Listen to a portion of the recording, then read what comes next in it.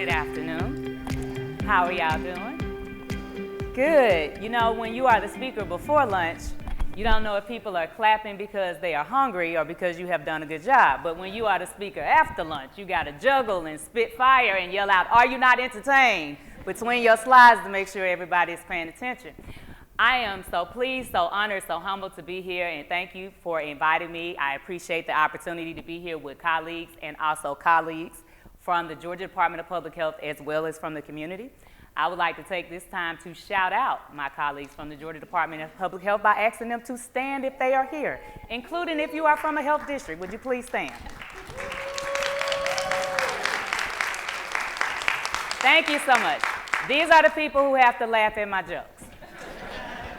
Okay, so we've been talking about winning at living, and now we're going to talk about the urgency of now. I'm going to move around a bit. So when you think about this phrase, the urgency of now, most of us think about when it was said. It was said by Reverend Dr. Martin Luther King while he was giving his speech on Washington. But I don't think people realize the context in which he said it.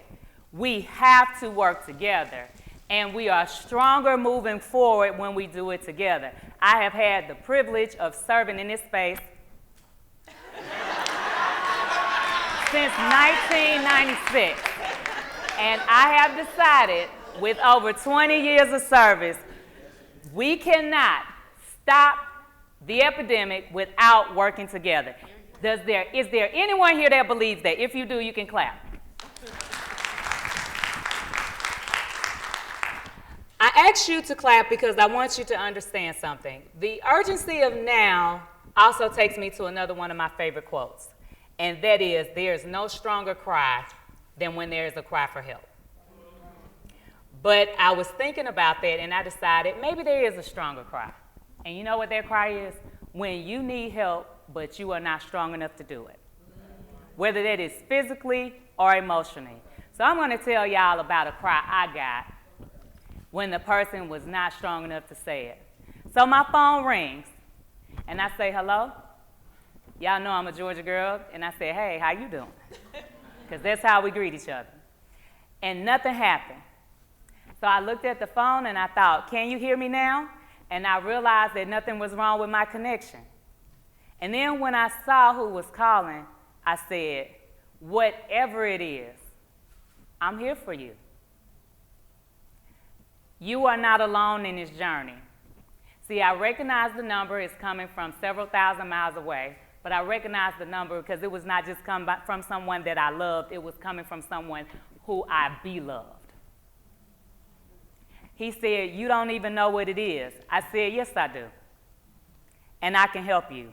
He said, "You can't help me from Atlanta." I said, "I can, because all across the U.S., people who do what I do can help you." He said, "I don't believe it. I'm not even 30 years old. I don't understand where to go, where to start." I gave him the number to the health department where he lived. I told him to go in and say, "You need partner services. You would like to have contact investigation. You would like to be linked to care." He said, "Can I call you anytime?" I said, "You can call me every time." That is the urgency of now. It did not matter that I was 3,000 miles away. But it mattered that when he called, someone could talk. It mattered that when he was not strong enough to talk, someone could tell him what to do. That's the urgency of now, y'all.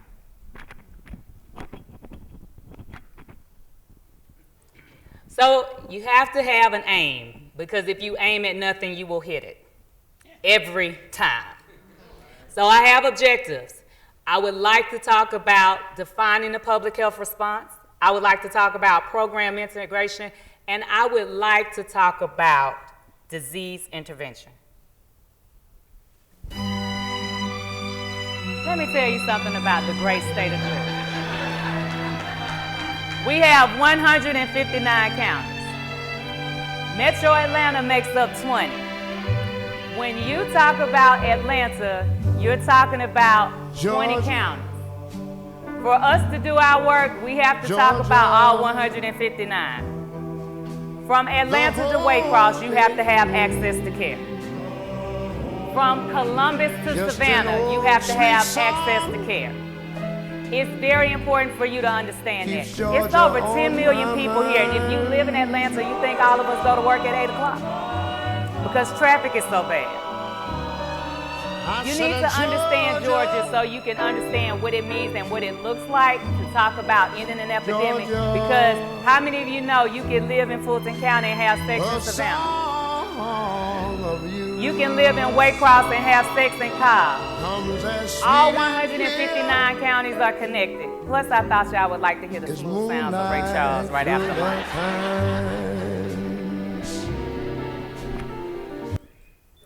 All right, so don't turn it off now. So public health connects us all. I often tell my colleagues, you know, people like us, but they don't like us all the time. If there is a measles outbreak, like now, if there is a foodborne illness, if there's a spinach outbreak, what do you say? Where is the health department? What are they doing? Where is the outbreak response? But if it's HIV, we don't always feel like that. And perhaps there are some things that we need to own. There's some inappropriate things that have happened. There are things that have happened in the past. I would like to say this to you. If you have experienced any of those things, we are sorry. But don't let that stop you from moving forward. How many of you had a bad experience at one of your favorite restaurants and never went back again in life? Amen. I cannot tell you how many conversations that I have had with people about things that happened 20 years ago, and they are still angry because they never heard it on. I'm telling you today, if we were wrong, we have to say we were wrong. But don't let that stop you from moving forward. If all your agency does is HIV testing, why wouldn't you want to send people to other wraparound services? If I am closed at 5 o'clock and you are testing at 12 a.m., why wouldn't I want to send my clients to you? It means so much to me to look out in this audience and not just see co-laborers, but to see people who I call friends. I remember starting in this field and people who I look up to and paved the way for me to be where I am right now call me colleagues. I'm so proud to be here. When I tell you that I can look across and I can't see not one partner in here I have never worked with before. And it should always be like that. If you are serving the entire state, you need to know all your agencies reside in the state of Georgia. So let's look at this chart, if you will. Public health is the science of protecting people. We have work to do. You deserve to be healthy. You deserve to be in a community where you know those who care about your health care and have the ability to impact your health care are wanting to do something about it. Go to the other side. Public health professionals, there are some questions that we have to ask in order to do our jobs. Remember when I said sometimes people like us and sometimes they don't? You like the fact that if someone has TB and you are sharing their airspace, that the health department says, we would like to screen you. Because you say, we should protect our airspace. I want you to recognize what TB means to HIV. I want you to recognize that we want to be held accountable. If there is something deviant that has happened, please report it. And report it so we can fix it. Just like you have people that just started with your agencies, we do too. But can you imagine what the relationship would be like if the community believed that we were working together?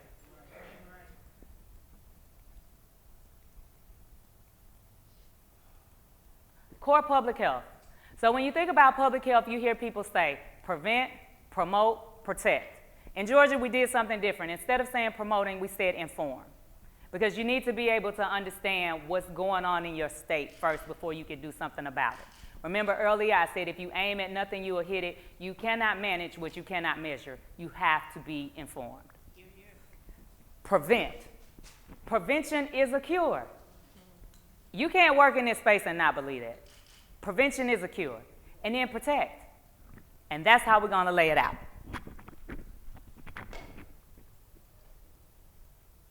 Okay, follow me. You see second and you see fifth. Even if you couldn't read nothing else on this slide, does that not get your attention? I'm going to help you. The rate of HIV diagnosis among adults and adolescents. Second,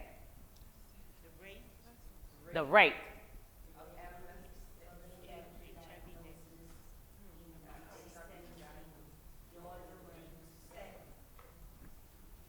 Fifth, the rate of people living with HIV infection among adolescents. Fifth, this is part of informing.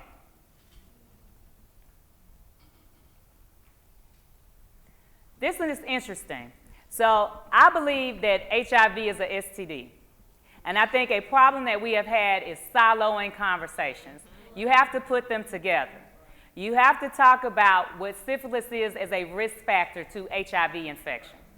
And so many times we've had conversations where we've told people, know your status, but we were only talking about the status of HIV. I love when the speaker spoke earlier about maternal and child health, because I told somebody before it was maternal, it was sexual. And so you have to have a conversation and make sure. Preconception health does a lot for maternal and child health. Where are you? 4th, 6th, 9th, and 10th. Look at these numbers. So when I talked about Georgia, I said there are 159 counties, but there is a lion's share of the burden coming from the metro area.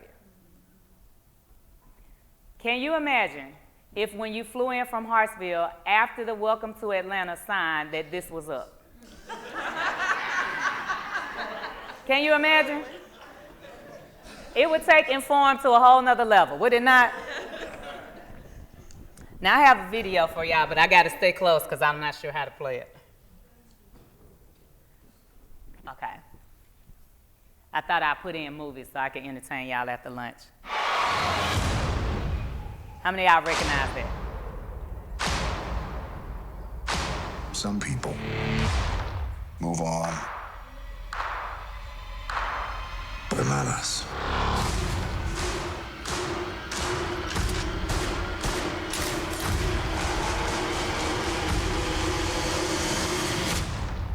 Okay, pay attention to the slide. Not us.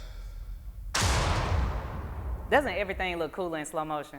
Could you imagine what the health department commercial would look like if we came strutting out there like this? We would look like we were about to do it, wouldn't we? So I use this example because I believe to do this work, it takes a special group of people. There's not a lot of money in this work. Whether you are in public health, whether you are community-based, it's not. But here's the thing you want to remember. Some people moved on. Y'all, some people just couldn't do it. I can't take the politics. I can't take the argument. I can't take the turf wars. Shark Tank, I'm out. But the ones of us that are still here, some left, but not us. We are agreeing by virtue of still being here to work together. I told somebody once, if someone has offended you and you're not willing to tell them, you got to be willing to forgive them, because you really only have two choices. If you're not going to tell them, forgive them so you can move on. Do y'all know how powerful we would be working together? I'm telling you, we do some good work. We do some unsung work. Now, I'm not telling you that I don't have an appreciation for things that we have learned from California and New York. But for the resources that are allocated to our state, we're doing some amazing stuff. I'm not going to call out names of everyone, because if you do that, you'll leave somebody out and people will be upset. But I owe a debt to a lot of people that I'm looking at.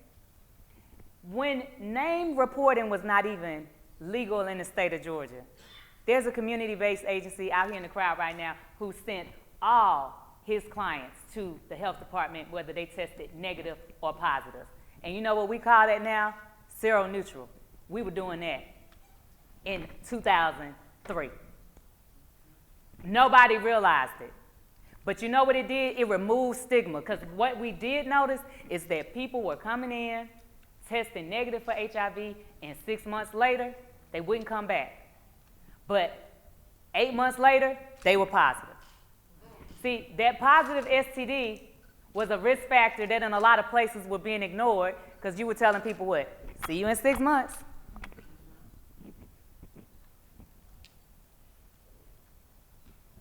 Program collaboration and integration. So you know it's not officially a word in public health until you can make an acronym out of it, right? That's how we do, that's how we talk to each other. So PIXI is the acronym. But I don't want you to think about just programs working together. I want you to think about what it would be if people worked together. Think about it like that. So there are so many things that go together that we separate, but when you put them together, they are powerful. You do not have to have popcorn to watch a movie, but it is ingrained in us that you need it. And the concession stand is before you get to the movies. When I'm at home, if I'm getting ready to watch a movie, I say, wait, I don't have popcorn, as if the TV won't start until I sit down with popcorn and butter. But you know why it works? Because it goes together. And it goes together so well, we never separate it. When is the last time you were at a movie theater that did not have popcorn? Oh, the riots. You know what would happen? Can you imagine if you did not want to do your job without working with somebody that could take it to the next level? Can you imagine if you had that attitude? Just think about it 1 second. I told somebody, you know, now we talk about coaching and mentoring and life coaches. Back in the day, we used to just say, get yourself together, right? But now we know how to say it better. I said, you know what I would go back and tell the public health Michelle from 20 years ago? It wasn't just about your service. It was about all the services they needed. Don't miss this opportunity. They sat in front of you with chlamydia. You should have asked them about WIC. You should have asked about their child's immunization. You should have asked if they had their birth certificates. You should have asked them if they knew about Babies Can't Wait. You should have asked them about low birth weight, autism, services that we offer that I didn't know to ask about because I had just got started. What are you not asking your clients? Who are you not sending your clients to based on something that you haven't taken the opportunity to learn about? If you stay in this field, you got to be a student, because how many of y'all know what we said about HIV 20 years ago, we don't say right now? I heard somebody say they wanted to work with the church. And if you have ever been in my presentation, you know I tell case studies, and today will be no different. The first time I ever told someone they were HIV positive, they were a minister, a reverend, a 65-year-old black woman who 20 years ago, she wasn't even in our target audience. If y'all had tested her, your project officer would have said, why? Who offered her a test? But thank goodness for policy. She got tested because the health department was doing opt-out testing. I did the case investigation. The same man infected her and her grandson. Don't tell me we shouldn't be working together, because we should. Thank you. Who said that? I see you. Ties that bind. Ties that bind. HIV and STD have common risk factors and modes of transmission. It seemed pretty simple. It is not. I had the opportunity to be in DC a couple of weeks ago, and we were talking about stigma, and I said, y'all, HIV has come further than some other places in disparities when it comes to stigma, because publicly, people share their status. And it's a blessing that you know that you can share it and be protected and celebrated and loved and respected. But somebody in that setting said to me, I work in HIV, but I'm afraid to get up and tell people I have herpes, because I don't know what they'll say. Shared risk factors and modes of transmission. I said, listen, you can say it to me. And we hugged and celebrated the same way I would have did if she had shared her HIV status. I said, listen, it may never be a gonorrhea gala, but at the AIDS walk, I wear STD t-shirts to let people understand. Sometimes you have to meet people where they are and what they understand. Just because your agency only tests for HIV doesn't mean you don't believe in STDs. It might mean you don't have the resources, and I should be introducing to you to somebody who can help you. Building capacity. It's not always about funding. Sometimes we don't have the infrastructure to receive funding. Okay? Let's look at the second one. STDs increase HIV infection. I told somebody, if you believe in peanut butter and chocolate, you need to believe in syphilis and HIV. That's how much they go together. That's how much they go together. HIV is a risk factor for the progression of TB. If you test for HIV, I would love for you to think about asking your clients about if they have been screened for TB. I would love for you to think about it. Look at the last slide. How many times do we have conversations like this and you even hear the word TB? Well, today you will, because you need to. And guess who else needs to? Your clients and the people that you're serving. See, sometimes you get in the door with one conversation and you talk about another one. We were doing a co-op with a school system, and I assumed because it was a school system that they had already asked for permission. I assumed that they had already asked for permission. So after we did our first presentation, we were kicked out because the school board didn't agree with the curriculum. And I said, did y'all ask them what it was? They said no, they didn't agree. We could have took out page 10. We didn't have to forfeit the whole education for page 10. So I tell people, think about when you work with folks. It's Burger King, you can have it your way. That same school invited us back but said, can you just talk about hygiene? Michelle, hygiene can't get you the STDs. It can. Because I asked the kids, what do girls smell like? And in unison, an auditorium full of children told me fish. And I said, you know, ladies shouldn't smell like fish. A child raised her hand and challenged me. Excuse me, Miss Health Department lady, hold up, we the same size, you can't talk to me like that. She said, I don't think you know what you're talking about, and why do you feel that way? She said, for your information, and you know that's when I knew she was serious. My mother smells like fish. And I said, okay. And then to prove that I really didn't know what I'm talking about, she threw in her grandmother. My grandmother smells like fish. And to make her stop, do you know what I had to say? I had to agree. I said, I'm sure she does.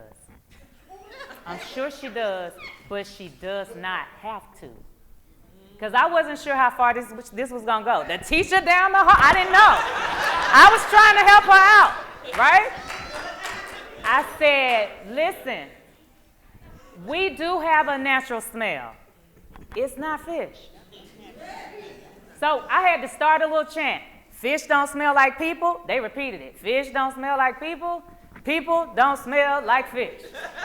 This is what we had to do. But you know what that did? It broke it down to me for another level. But then I thought about, let me look at the bacterial infections that have a fishy odor so I can make sure when I'm doing the education that I talk about that one. Okay? Because see, syphilis don't smell like fish. Right. And if I just lead in with syphilis, they might hear, but oh, if I get to throw some out that do. So I said, you know, y'all, your body has places that makes it great for bacteria to grow. Bacteria like it when it's dark and when it's wet. We have some places in our bodies that are like that. You would have never thought a hygiene invitation would have turned into that, but it did, and I'm grateful. Okay, this is one of my favorite slides, and I'm going to tell you why it's my favorite slide. You hear people say, let's take it back to the old school, right? When you hear that at a party, you love that because you think the DJ is going to play a song that was your jam 20 years ago. And in your head, you go, they don't know, I still got it. So that's how we feel when you say take it back to the old school. In 1994, a group of people got together and said, let's come up with some core functions that'll work in public health. I want you to know that number 7 was link people to care. Can you imagine what would have happened to the HIV epidemic if we had started doing it in 1994? Let's just keep it real. Some of y'all wasn't born in 1994. And some of us in the room, we were in school or not in the field, or as somebody said earlier, perhaps you were just getting started. Can you imagine if we had done this? It's not that we don't know what to do.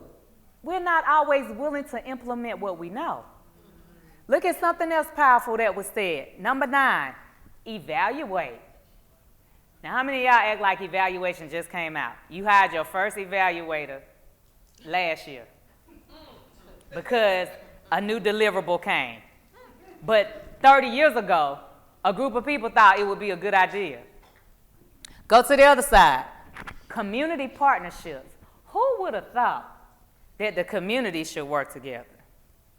So I remember the first time I went to a HIV community planning meeting. Y'all, it was real. People were upset. People were passionate. People were making threats. People were inviting people to step outside. I was like, okay, this is a different meeting. You know why? Because people were hurting.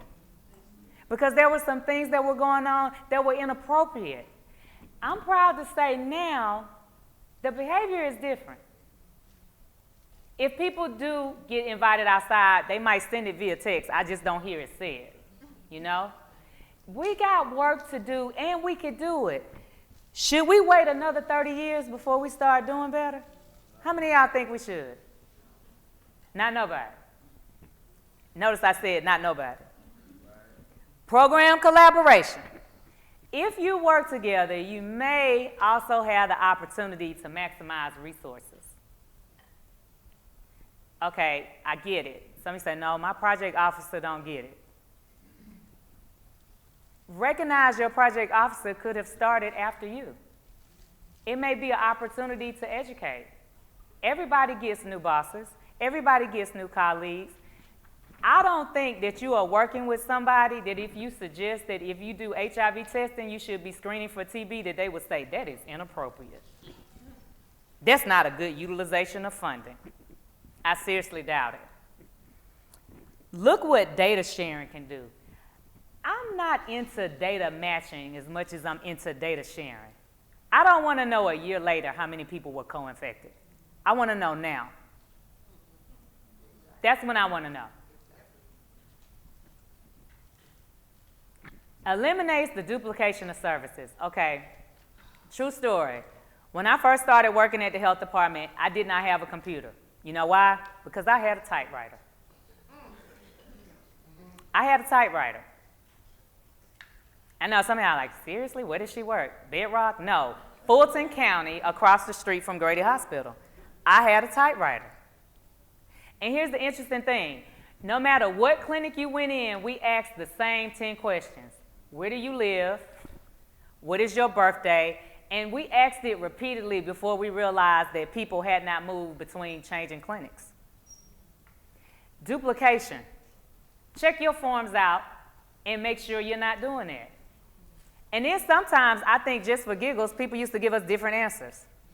Same day, TB clinic, you live on Main Street. You go to the STD clinic, you live on Main Avenue, just to see if y'all paying attention. Increases communication. You know what it does to your knowledge base when you start thinking outside of the box and working with other people? It does a lot. When I tell you, I am so grateful for the things that I have not only learned working in public health, but working directly with the community. I'm proud to say that I work with partners who were confident enough to tell me when, you know what, that might not be the best way to do it, Miss Michelle. I remember the first time that I did outreach in a club. I took all these pamphlets like I was going to a school and said, Miss Michelle, nobody's gonna put all that stuff in their pocket, they're at the club. My display was everything though. So then I was like, okay, so put it in their pocket. You better know, a lot of pamphlets that started off this big are now this big, and they're inside of what we call condom packs. But I didn't know that before I went there, right? A lot of times we talk about working with churches. A lot of churches do this work, but they don't have commercials. They're unsung, you know? They'll tell you, you go to ministry meetings, people would tell you, I'm positive. I remember such and such and such. They were positive. I remember the point in my career when I started addressing people, and after every single presentation, people would say to me, I appreciate that because I'm positive and I felt alone. I appreciate that because I have herpes, and it took a long time for me to find a support group. It's like a hidden secret society, and you have to have a password to get in. I appreciate that I can be plugged into different type of resources. All right, so I'm gonna tell you a little bit about partner services. Y'all, when people hear that the health department reaches out to you to find out about your sex partners, that gives them a posture. The health department is all in my business. Why would they do that? It's the same questions the health department would ask you if you had been exposed to TB. The first time I did a TB interview, the person who was checking me off pulled me out of the room because I asked the person I was talking to about their sex partners. So she pulled me out the door. She said, Michelle, why did you ask him about his sex partners? We are talking about TB. She said, you better justify that question. I went back in the room. Sir, when you have sex, do you breathe? He said, yes. I looked at her, clear. You got to think about it. What are you leaving on the table in terms of answers, in terms of resources? What are you leaving on the table? And don't presume when you get somewhere that people know why they're in the hospital. I walked into a lot of rooms. Sweetheart, you know why you're here? No, ma'am. I'm like, y'all got this baby in the hospital, nobody told her why? She said, they say I'm sick. Okay, you are. But let's walk through the kind of sick they say you are. Break it down. Don't assume this. You walk in the room, you start talking to people, you didn't even confirm the chart. Remember how when HIPAA was rebirthed, everybody started treating things differently? You have to sign all of this saying that I won't share your information. What was y'all doing before? Were you passing my information along? This is the first time I've signed this sheet of paper, and I've been your patient for a long time. I'm just checking. Okay, I think I got another video. And she was full of movies. Y'all wasn't going to sleep on me.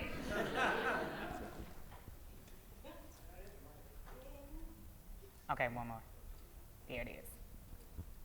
Okay, I decided to take y'all to the field with me. Rosa, I'm from the health department, and someone who tested positive for HIV has informed us that you've been exposed to HIV, the virus that causes AIDS. I know what it is. What are you talking about? Rosa, they informed us of your exposure to HIV because they wanted you to know and to have the opportunity to take action, or at least to talk about your options. Someone wanted me to know that I have AIDS? To know that you've been exposed to HIV. Who? Who was it? Rosa, I can't tell you that. The law does not permit me to tell anyone the names of people who have tested positive. Okay, when this happens in the movies, we have on white suits, we're in white trucks, and it always looks Hollywood spectacular. It really goes down much closer to this when it goes according to protocol. When it goes outside of protocol, I think you heard the reference earlier. I live in a small town, and everybody knew my business because I went to the health department. So let me say this. It is not standard operational procedures for people at the health department to tell your business. Now, that has ever happened, I won't deny. I'm also going to tell you it has happened at your agency. You know why? Because people work there. So at the health department, things have numeric codes and alpha characters. I can't know about a case just because I work there. It has to be my case. I can't work in a WIC clinic and know that somebody's HIV positive. That's not how this works. If I work in the HIV clinic, I don't get to know the status of people who just walk in. That's not how this works. Your information is protected. I remember doing outreach to somebody, and he said, I can't go to your health department. My mama worked there. And I said, it's okay, because your mother working there has nothing to do with your information. What does your mother do? He said, she enrolls people into Ryan White. Okay, another health department is where we're going to go. His mom worked directly in the area where she would have registered him. But what if I had told him, you going to this health department, I don't care what you say. Take some time and educate yourself and ask. And that goes for all of us. If you see something that's not right, say something. I think that was the last video, so I might be okay now. Okay, case study. So if you have ever been in one of my presentations, you know that I am really big on sharing case studies. And you want to know why?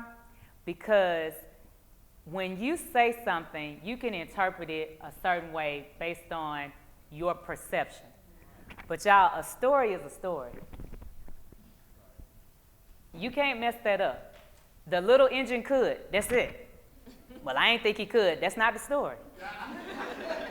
Right? So I want to talk to you about this case study. It did happen. And for those of you who are thinking about HIPAA, her name is not Jane. Okay? She is protected. So let's walk through the facts. A 14-year-old African-American female is tested positive after she found out she was pregnant. This happened at a federally qualified health center. For some strange reason, her test results were lost. She was later turned away for not having Medicaid. She never went back. A random chart audit at this health center found her results. They called the health department. We got a situation. There's a pregnant 14-year-old girl who is HIV positive, and she does not know. We said, tap us in. No prenatal care. The same day they discovered this 14-year-old girl, her 16-year-old sister also tested positive, and she was not notified. So we found them. We put them in separate rooms, and both of them said, if you can imagine a split screen, do not tell my sister I'm positive. I worked at the state office and was visiting the jurisdiction that day, and the manager said, Michelle, will you take this case? I was visiting that day. Michelle, will you take this case? Yes, because that's my job. When your paycheck, your passion, and your purpose align, it brings a powerful outcome. It really does.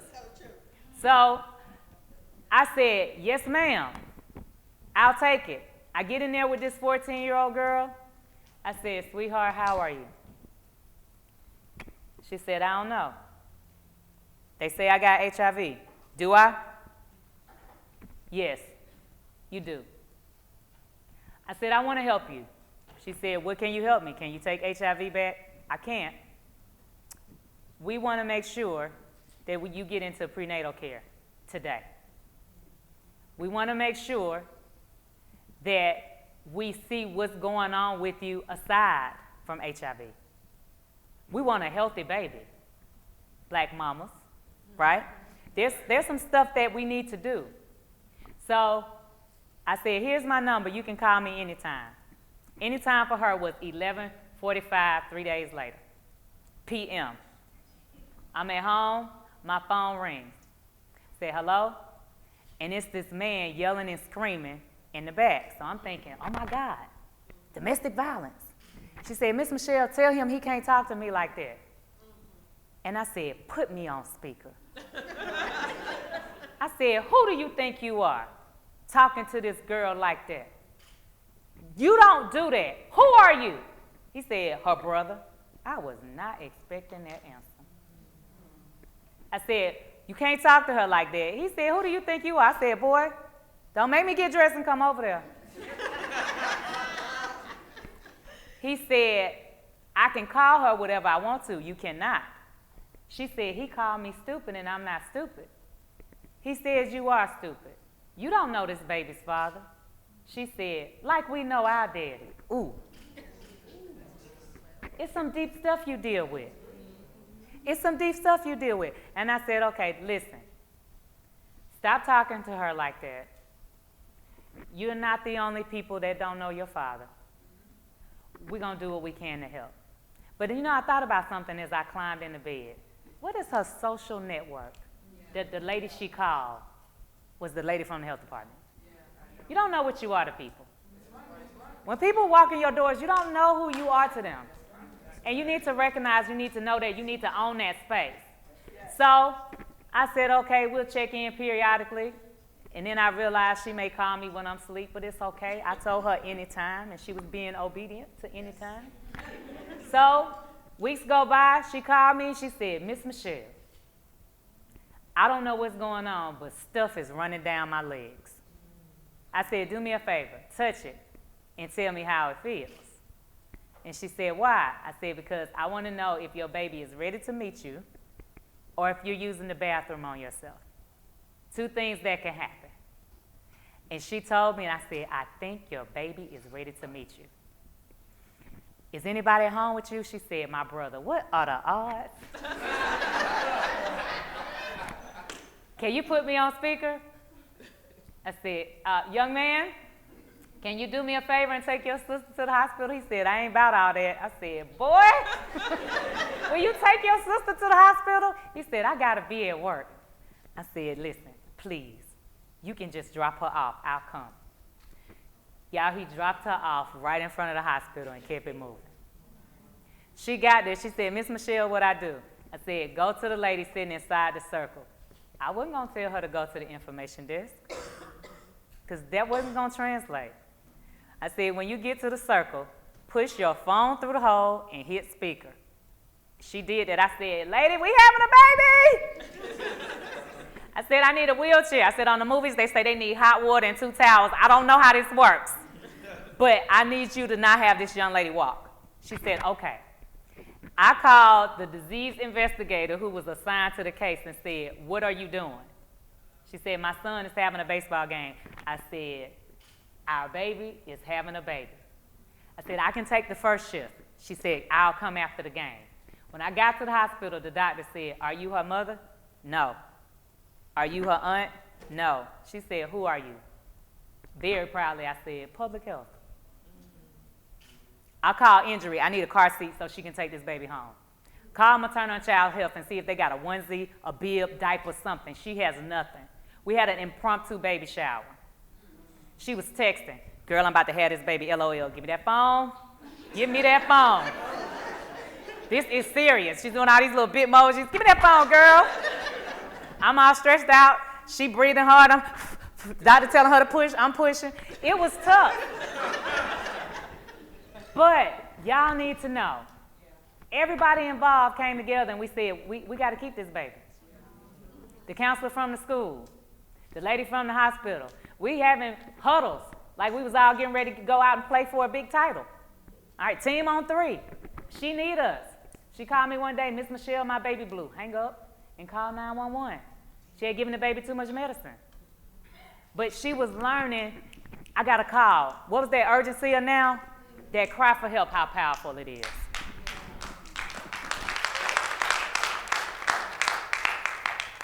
So when I talk about disease intervention specialists, I talk about the work that they do, but you need to understand who they are. They are trained. They enter the field, nowadays a lot of them with their masters.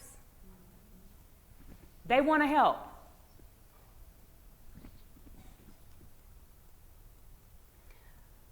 Look at the opportunities for community outreach. Don't miss the opportunity to have outreach. Prevention is a cure. Right now, I'm very proud. We have a lot of stuff going on at the state office. Very proud. I want you to look at it. There is an HIV perinatal campaign, a place for maternal and child health to be. Right now, there's a congenital syphilis and perinatal HIV transmission campaign. We have a statewide MSM strategic plan. We have a Ladies Who Prep initiative. We had a conference in Savannah. We had one in Atlanta. How many of y'all didn't realize that ladies need to prep too? I know one person agreed, the coordinator, should ladies be prepping? Yes. So working together is not always as easy as you would think at the health department because we are big. And sometimes working together is like working with external partners. There are a lot of people. I ask people when you are meeting, ask yourself, who's not here that needs to be here? Can you imagine how effective it would be to test in a school if the school already knew their health officials? If one child has TB, it is on the news every day. Bless you. Every day. What if they already knew the health department and before they called the media, they called and gave kids an opportunity to test? Zika was on the news every day. No disrespect to Zika. HIV never got the publicity Zika got. Neither did syphilis. And it may never get it. But remember, maximize your opportunity. At the they called a Zika conference, and everybody from the continental U.S. to U.S. territories had to meet at Emory. We were cleared by security 3 days before it happened. And I was so excited because I knew I was going to ask a question. Because when they found out Zika could be sexually transmitted, I knew this is how STDs could be a part of the conversation. But to think about a sexually transmitted infection carried by a mosquito sounds like something from Mutants. You know, like this is some real X-Men stuff right there. Like we never saw this coming. But the opportunity to talk, and people said, I said, are y'all giving them condoms? We don't have money for condoms in environmental. We don't have money for condoms in maternal and child health. Guess who have money for condoms at the health department? HIV and STD. We never thought to ask them. Really? Okay, let's get them at the next meeting. This is something you have to think about. We're getting ready to have a benediction. Y'all hold on. Prevention is a cure. And I want you to look at a couple of accomplishments that have happened recently. Hiring an MSM coordinator. See, sometimes when we do things in the South where we are leaders, you don't always hear about it the same way, and you just assume that if it's coming out of the South, you're not a leader. And you very well could be. Prevention funding was increased. How we did training. I see our training coordinator. Everything doesn't have to be live. You can do video training. You can do e-training. You can do things online. The ADAP waiting list was eliminated in 2012. And I said, if y'all didn't clap, I would say it twice. The ADAP waiting list was eliminated in 2012. I've been working a long time. There used to be a long list. I saw people protesting that list with picket signs and walking through the health department. Let me tell you something, and this is a secret that y'all need to know about the people in public health. We are not preaching to the choir, we are the choir. We are positive. Some of us are uninsured. Some of us are on the programs that we talk about. I was in public health over 10 years without insurance. And when something was wrong with me, I went to the health department I worked at for screening. We hire groups from all categories. We have had people who represent every spectrum, from transgender to MSM to MSW. Always have. And I dare to say always will. So, I have a quote on here, and this quote is not just powerful because it's a powerful quote, but I wanted you to think about who said it. Start where you are. Use what you have. Do what you can. So when we think about Arthur Ashe, immediately we think about him as a tennis champion. But how many of y'all remember that in 1992, he came out and shared his HIV status because a media outlet was going to out him. And so he came out first. He was married with a small child, and he wasn't just thinking about the discrimination and the stigma for him, he was thinking about for his family. But what he did in 1992, he established a foundation while he was sick and dying. And he talked about the importance of educating people, risk factors. He said in 1992, it's bigger than one group. Why are we only talking about one group? Very rarely when we talk about Arthur Ashe do we ever mention that. Very rarely. Don't miss that. Start where you are. You made some mistakes, put a fork in the ground. Don't go backwards and move forward. Use what you have. I'm going to add a remix. Do what we can. Do what we can. So I brought 2 business cards to this event. So my number is on the screen. Remember, use what you have. I have one left, but my contact information is on the screen, and I would like you to pay attention to my cell numbers on the screen, and please utilize it. If you take down my cell, I'm really good at returning text messages.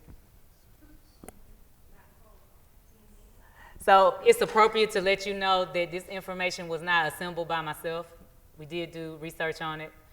Special thanks to the Office of HIV, STD, TB. I had some people to work with me, edit, and help pull it together, and I really appreciate that. So officially, this is the end of my presentation, and thank you so very much.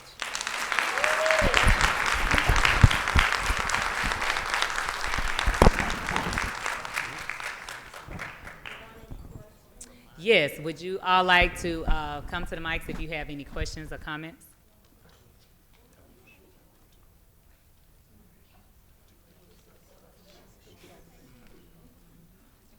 Will there be one? No. Okay, We got one. okay, we got one, we got two? Maybe Will there be three. two? Thank you, as always, Michelle. Just two quick things. Okay. So the first thing, I know on your second to last slide, you made mention of the MSM strategic plan. Started in 2016, it's 2019. Is there a mid-year report card for those processes that was laid out in that? There are updates. I don't think that there's officially a report card, but we should be able to get that information back to you. Okay. But Second that's a quick- good idea. Maybe I'll take that back, just in general. Maybe? I will. Okay. Second thing, quickly. So you played a video concerning what should happen in the best Absolutely. case scenario. We are in 30311, I think. Okay. So oftentimes on the other side of the table, it's going to be look at someone like me, Okay, right? Especially in Fulton County. sure. With rectal gonorrhea, rectal chlamydia, and a syphilis RPR of like 1 to 1048. Okay?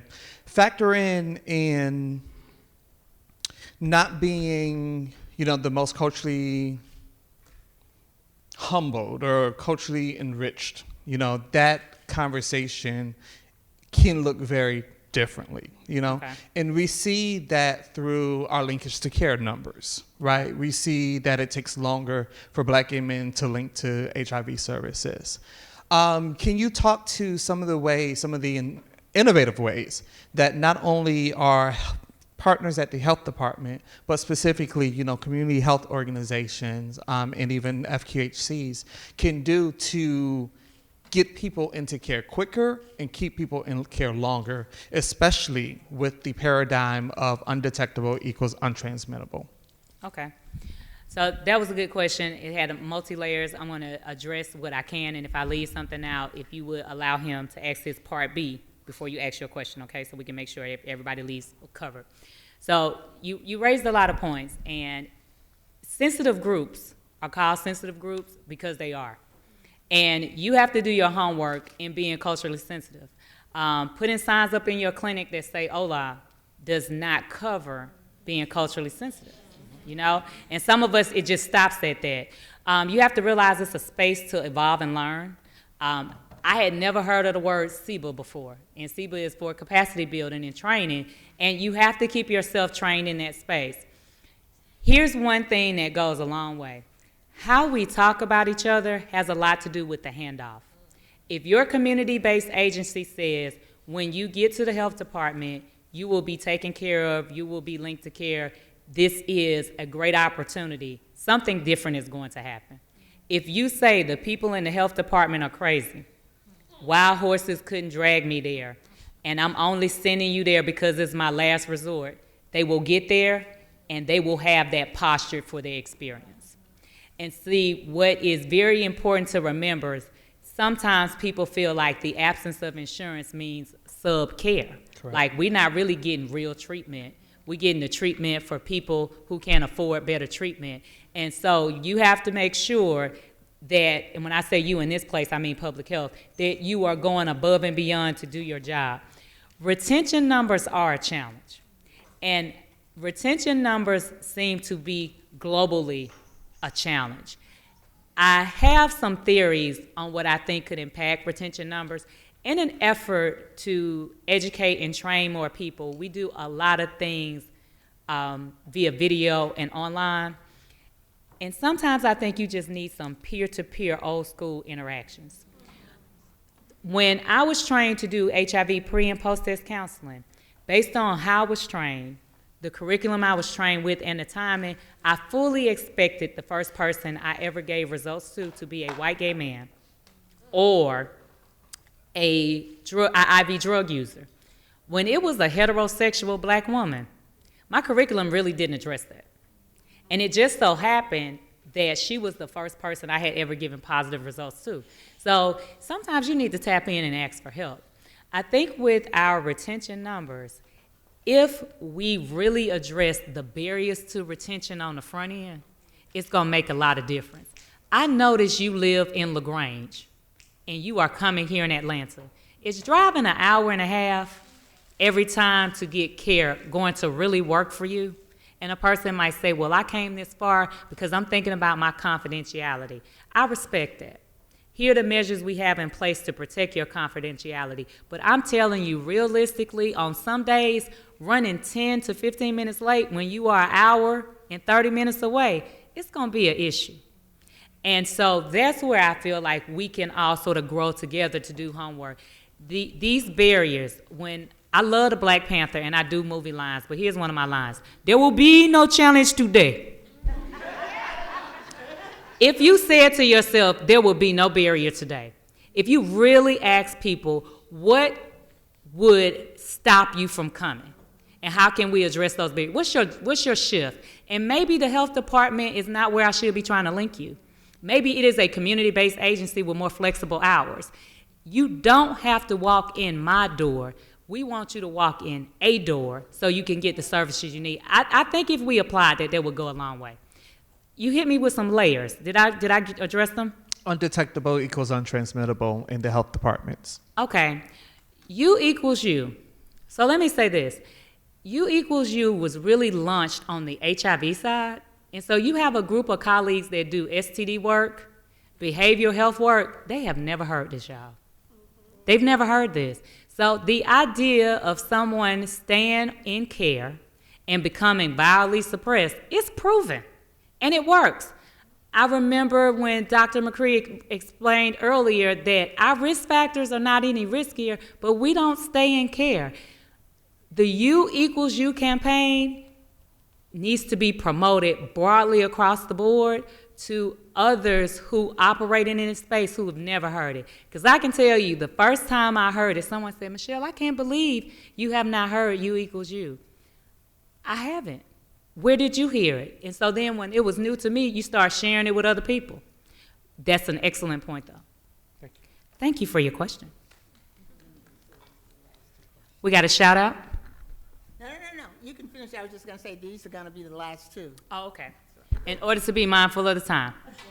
Okay. Yes, ma'am. Hi, Michelle. Hi. I'm Enrica, and you invited me to this. So Look, thank hey, you girl. so much. This has been an amazing conference, and I'm like so grateful for all the information I'm getting. And I don't necessarily have a question, but I just want to offer a comment and just thanks for everything that you've shared and all your wisdom and all the information. And going off of a question that I asked earlier to Dr. McCrae about how can we reduce stigma and how do we change our perception and behavior. And I think your presentation tied it all together with what you just said, like you don't have to come through my door, but we want you to go through a door, and treating people as their story and not a number, and saying, what is your story? Because we all have a story. It might not be related to this particular health issue, but I have a story in some other issue. Mm-hmm. You know what I'm saying? And I think that helps me, and I think it helps all of us, seeing everybody has a story, and how do I connect to your story and help you in your story to be the best you, to be your greatest potential in your health and your life in general. So I'm thankful for you, and I'm thankful for this organization and this conference. We are thankful for you, and thank you for coming. We really appreciate that. Let's talk more afterwards. Hello. Hi. My name is Cheryl. I'm going to share a little bit, but I do have a question because I was one of those drug-addicted females who contracted the virus.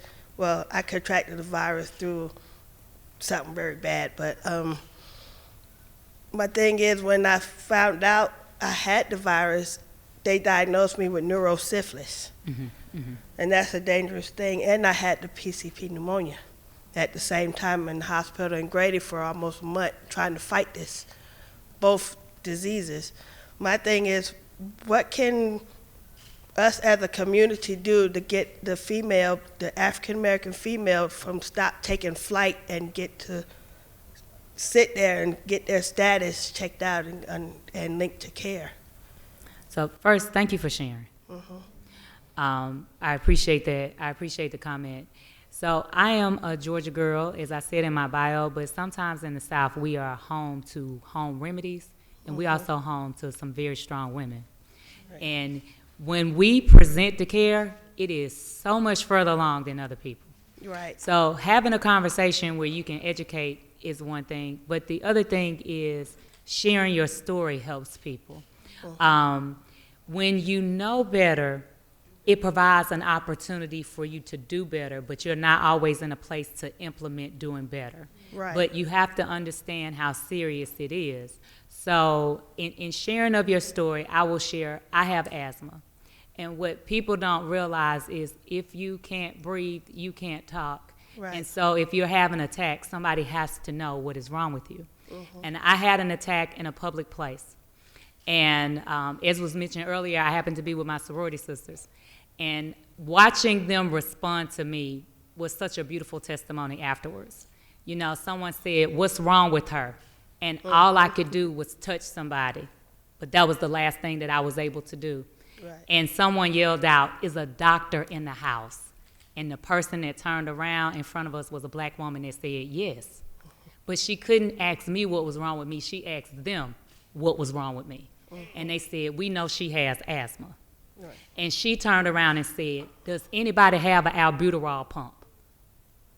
Somebody said yes. And these were all different organizations. And sometimes when people think about Greeks, they view us as gangs, like we just roll up and throw gang signs and rob banks. They don't think about us as people who went to school and who are helping other people go to school. So everybody was from a different organization. But check out the response. Nobody wanted to know who was going to count the number. Nobody wanted to know who was going to get credit. And the person who needed the most help couldn't advocate for herself. Right. So when you share your story, when we educate, when we say what's going on because you saw some numbers, we can come together and do some powerful work. But what I learned after that was, Michelle, you knew you were sick, but I didn't recognize how sick I was. Right. That's But what as the doctor walked away from me, she said, "You know better. You got to try to do better." Right. She said, "I bet you don't even have a pump in your purse." I don't. I'm proud to tell you I have one in my purse right now. Me too.